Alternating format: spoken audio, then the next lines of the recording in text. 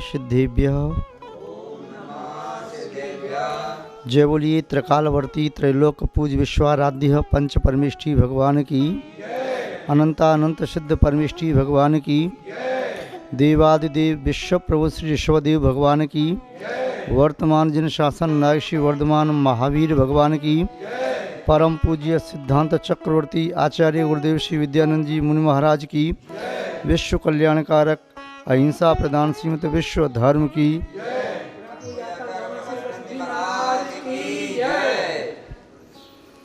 जैनम जयतु शासनम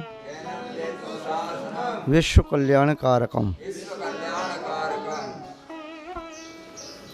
धर्म स्नेही सत श्रद्धालु, यहाँ पर उपस्थित आप सभी भव्य वर पुंडरीक पुण्यात्मा महानुभाव, भारतीय संस्कृति में पर्व उत्सव त्योहार एवं आयोजनों का बहुत बड़ा महत्व है। ये आत्मा के जागरण के निमित्त हैं। ये किसी पथभ्रष्ट राही के लिए सुमार्ग बताने वाले प्रतीक चिन्ह हैं। भारतीय संस्कृति में यद्यपि मुख्य रूप से दो धाराएं हैं, अन्य लघु धाराएं अनेक समाविष्ट हैं। मुख्य दो धाराओं में एक श्रवण धारा, एक वैदिक धारा। श्रवण धारा के चार स्तंभ हैं, मुनि, आर्यका, श्रावक और श्राविका। प्रत्येक तीर्थंकरों ने आत्म कल्याण के लिए ये चार चैतन्य तीर्थ माने। इन्हें चतुर्विध संघ कहा जाता है। पर्व शब्द की व्याख्या हम यूं देख सकते हैं, पर्व वह होते हैं जो आत्मा को पावन बनाने के निमित्त होते हैं। इन्हें सुपर्व, धार्मिक पर्व एवं समीचीन पर्व कहते हैं। वैसे पर्व शब्द का प्रयोग लौकिक पर्वों के लिए भी किया जाता है। कुछ लौकिक पर्व होते हैं, कुछ राष्ट्रीय पर्व होते हैं, कुछ सामाजिक पर्व होते हैं, कुछ धार्मिक पर्व होते हैं, कुछ शाश्वत पर्व होते हैं, कुछ नैमित्तिक पर्व होते हैं। राष्ट्रीय पर्व, जिन पर्वों में देश रक्षा, देश उन्नति, देश के प्रति प्राणी के क्या कर्तव्य हैं, इस संबंध में प्रेरणा दी जाती है। भारतीय राष्ट्रीय पर्व मुख्य रूप से दो हैं, स्वतंत्रता दिवस एवं गणतंत्र दिवस, 15 अगस्त एवं 26 जनवरी। लौकिक पर्व की अपेक्षा से चर्चा करें तो लौकिक पर्व अलग अलग क्षेत्रों में अलग अलग प्रकार से संपन्न किए जाते हैं। उस क्षेत्र में उत्पन्न होने वाले किसी पुरुष की जयंती, किसी पुरुष की पुण्यतिथि, किसी पुरुष के द्वारा किया गया विशेष कार्य कालांतर में पर्व के द्वारा मनाना शुरू कर दिया जाता है। अथवा कोई विशेष घटना जिसके माध्यम से लोकोद्धार हुआ हो, कुरीति का अंत हुआ हो, कोई नई रीति या संस्कार का प्रारंभ हुआ हो, किसी नूतन धारा का वहाँ से श्री गणेश हुआ हो, इस प्रकार से लौकिक पर्व मनाए जाते हैं। किसी सामान्य पुरुष जो उस क्षेत्र के लिए महापुरुष मानते हैं लोग, उनकी जयंती आदि मनाना, उनके द्वारा उद्घोषित सूत्रों का पालन करना, या उनके विशेष कार्यक्रम को जिस दिन उन्होंने कोई विशेष कार्य किया, संकल्प लिया, उन दिनों को मनाना।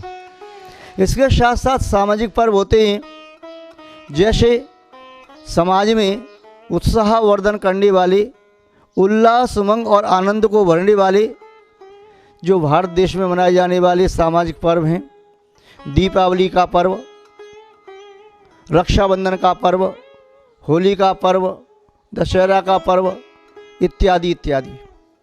यद्यपि इन पर्वों का संबंध भी भारतीय संस्कृति में धर्म से अनुबद्ध है, किंतु उसके बावजूद भी इनका महत्व समाज में विशेष रूप से उत्साह उल्लास आदि का संवर्धन करने के लिए है।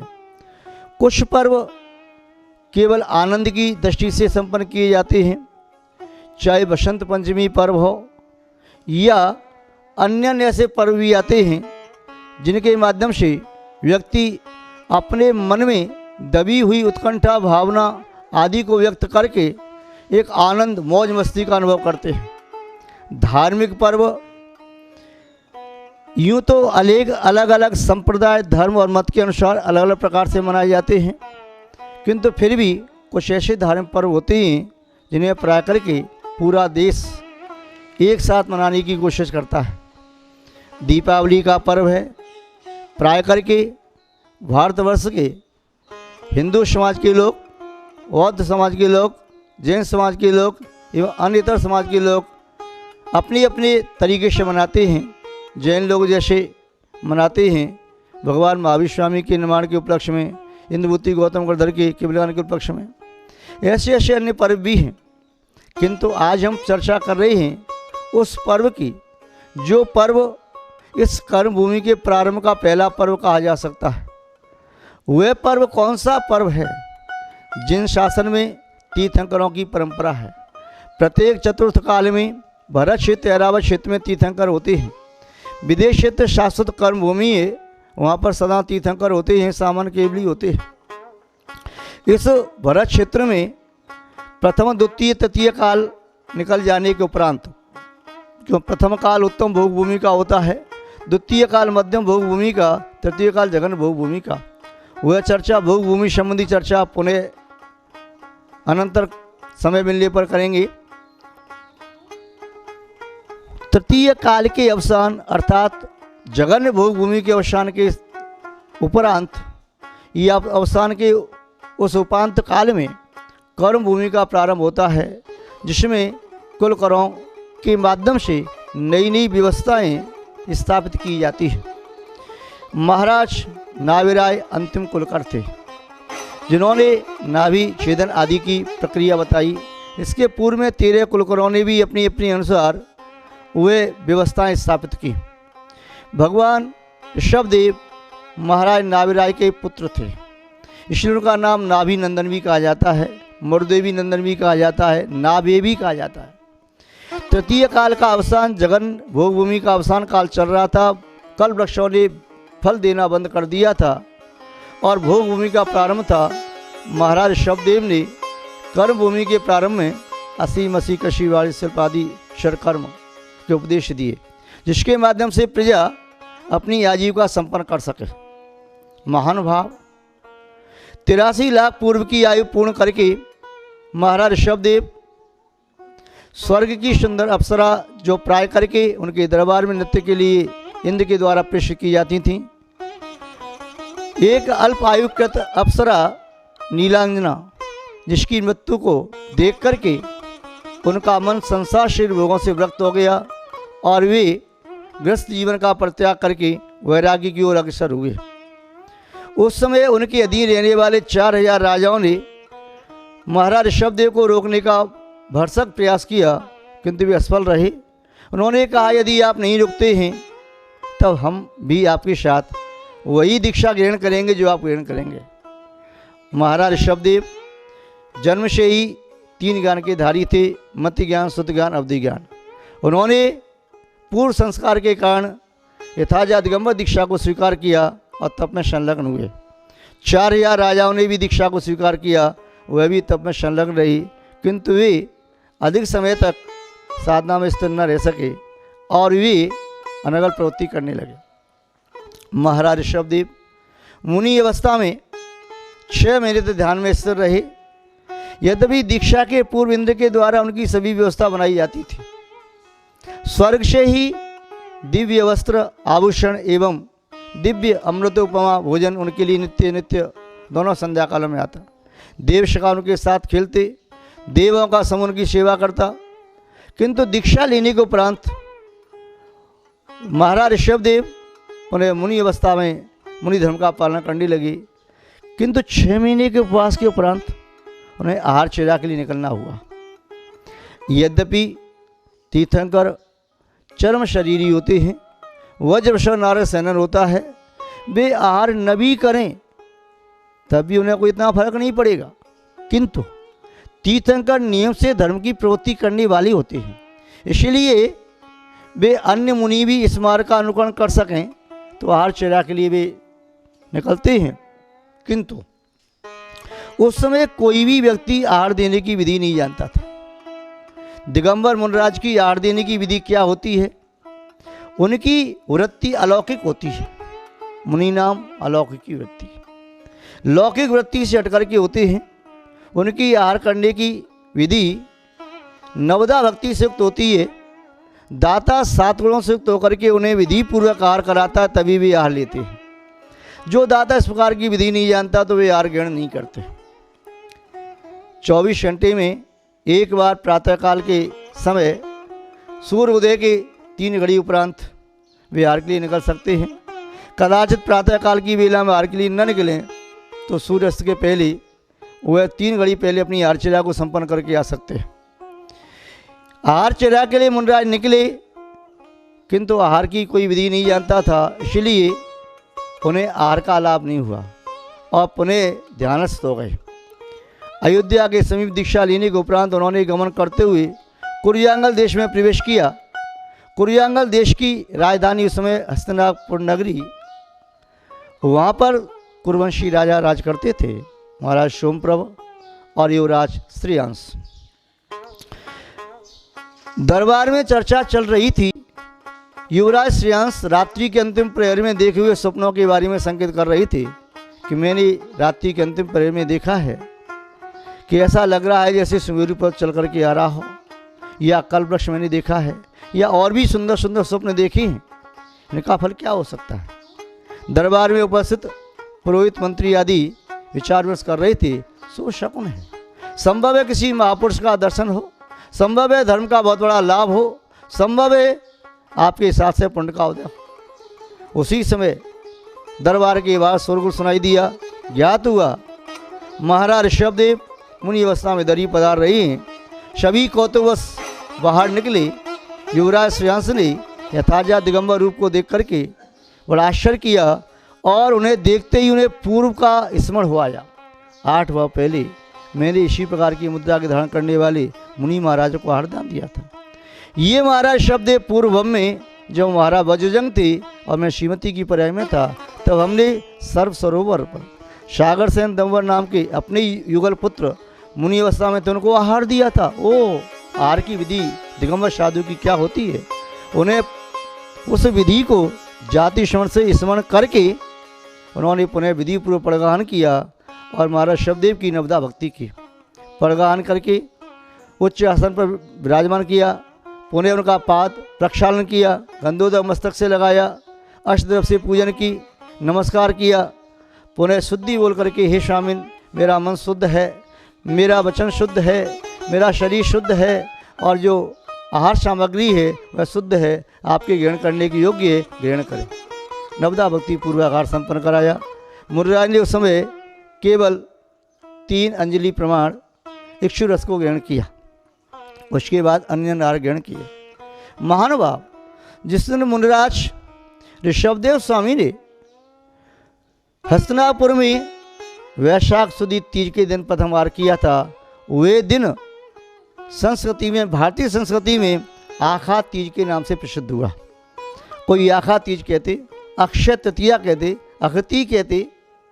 इसका अर्थ ये है कि अक्षय तृतीया, वैसे ये इक्षु तृतीया, इक्षु रस का आहार लिया था इक्षु तृतीया से, अक्षय तृतीया, आखा तृतीया, या वे तृतीया भी अक्षय हो गई जिस तृतीया के दिन मुनिराज ऋषभदेव ने इस पृथ्वी पर मुनि मुद्रा में प्रथम आहार ग्रहण किया। क्योंकि ये आहार इस भरत क्षेत्र में लगभग 18 कोड़ा कोड़ी सागर के उपरांत किसी मुनि का आहार हुआ था। क्योंकि इसके पूर्व तृतीय काल, द्वितीय काल, प्रथम काल, षष्ठम काल, पंचम काल और उसके पहले चतुर्थ काल, अर्थात 3 काल ये अवसर्पणी के और 3 काल अंतिम अवसर्पणी के 9 कूड़ा कूड़ी सागर की अवसर्पणी के 3 काल, 9 कूड़ा कूड़ी सागर की उस उत्सर्पणी के 3 काल, इस प्रकार मिलाकर के इन 6 कालों का काल ये 18 कूड़ा कूड़ी सागर हुआ। महानुभाव, कहने का अभिप्राय ये है, उस समय ऋषभदेव मुनिराज के माध्यम से पुनः मुनि परंपरा प्रारंभ हुई और जब 1000 वर्ष की साधना के उपरांत ऋषभदेव भगवान केवली बने तो जो राजा च्युत हुए थे उन्होंने पुनः दीक्षा ली, मुनि अवस्था से च्युत हो गए थे। उसके साथ साथ अन्य राजाओं ने दीक्षा ली, अन्य राजकुमारों ने दीक्षा ली, साधना की और महाराज ऋषभदेव का केवली काल 50 लाख करोड़ सागर उनका शासन काल रहा और 1000 वर्ष कम 1 लाख पूर्व उनका केवली काल रहा। महानुभाव, जैन संस्कृति में ये अक्षय तृतीया का पर्व प्राय करके प्रत्येक नगर शहर ग्राम में मनाया जाता है। लोग मुनिराज की प्रतीक्षा करते हैं, आहार देते हैं। मुनिराज का लाभ न हो, पात्र लाभ न हो तो पुनः मध्यम पात्र को आहार आदि देते हैं। मध्यम पात्र का भी लाभ न हो, जघन पात्र को आहार आदि देते हैं। उत्तम, मध्यम, जघन 3 प्रकार के पात्र जिन शासन में कहे उनकी यथायोग नवदा भक्तिपूर्वक आराधिचर्या संपन्न कराते हैं, क्योंकि एक बार का दिया गया आरदान भी वह भी परंपरा से मुक्ति का कारण होता है। आचार्य चामुंडराय ने लिखा है, दानम पारम परिण मुक्ति कारणम। महानुभाव, आचार्य ने लिखा है, जो मुनि बुत्त वशेषम भुंजत्सो भुंजदीड़ेदम संसार सार सुखम कमसोड़ बाड़ बर सुखम। पूज्य आचार्य भगवान कुंदकुंद स्वामी जी ने रेण सार में लिखा है कि जो मुनि महाराज को आहार दे करके शेष बचे हुए अन्न को ग्रहण करता है वह संसार के सारभूत सुखों को भोग कर उन्हें अनुक्रम से मोक्ष के सुख को प्राप्त करता है। एक ग्रास आरदान देने का फल भी बताया है। गज तुरग सहस्रम गोकुलम भूमिदानम कनकरेत पात्रम वेदिनी सागरांतम वै कुल पवित्रम कोटि कन्या प्रदानम नहीं संभवतु अन्नदानम समानम। गज तुरग सहस्रम, हजारों हाथी, हजारों घोड़े, हजारों गायों का दान देना, सुमेरु पर्वत के बराबर सोने का दान देना, पूरी वसुधा का दान देना, दोनों कुलों को पवित्र करने वाली करोड़ों कन्याओं का दान देना, इस सभी दान से जितना पुण्य मिलता है वह पुण्य उसकी बराबरी नहीं कर पाता जो किसी यथाजात दिगंबर साधु को नवदा भक्तिपूर्वक सात्व से युक्त होकर 1 ग्रास का भी आरदान दिया हो, अर्थात आरदान का पुण्य इससे बढ़कर के होता है। आचार्य श्री विमल सागर जी महाराज कई बार कहते थे कि एक वाटे में मोक्ष मार्ग मिलता है। आशय, यदि मोक्ष मार्गी को नवदा भक्तिपूर्वक आराधि दान दिया है तो मोक्ष मार्गी जिस मार्ग पर चल रही हैं आरदान देने वाला भी षडांश में उस पुण्य का भागीदार बनता है। महानुभाव, अक्षय तृतीया का पर्व आप अपने घर में बैठ कर के आप मुनिराजों के आरदान की अनुमोदना करें, क्योंकि अभी ये समय चल रहा है, कोरोना पीरियड चल रहा है, इसमें लॉकडाउन भी चल रहा है। लोग प्राय करके मुनिराज के पास पहुंचने में असमर्थ हैं और मुनिराज भी जहां स्थित हैं वे उन्हीं सेवकों से आ ले रहे हैं जो अभी स्वस्थ हैं, क्योंकि अधिक भीड़ अभी करना उचित नहीं है। इसलिए अनुमोदना कोई भी कहीं से कर सकते हैं, भावना भा सकते हैं और ये भावना हमारे जहाँ कहीं भी साधक अपनी साधना कर रही हैं उनकी चर्या सानंद संपन्न हो, उनके धर्म ध्यान की वृद्धि हो, संयम की वृद्धि हो, वे अपना कल्याण करते करते हमारे कल्याण में भी सहयोगी बने, निमित्त बने, ऐसी भावना भाएँ और अक्षय तृतीया के पर्व पर भगवान ऋषभदेव की पूजन करें, उनकी आरती करें, भक्तामृत का पाठ करें। जो भी आपकी पुण्य की क्रिया संपन्न हो सकती हैं उन सब क्रिया संपन्न करें। सहस्रनाम का पाठ आदि करना चाहिए। ये सभी पुण्य की क्रिया पाप का नाश करने वाली हैं और साथ से पुण्य को देने वाली हैं, परंपरा से मोक्ष का कारण है। आप सबका मंगल हो, शुभ हो, कल्याण हो। अक्षय तृतीया पर्व आप सबके लिए मंगलमय बने, ऐसी हम भावना भाते हैं। इसी के साथ अपनी शब्द श्रृंखला को यहाँ विराम देते हैं। जय बोले श्री शांतिनाथ भगवान की, परम पूज्य आचार्य गुरुदेव श्री विद्यानंद जी महाराज की।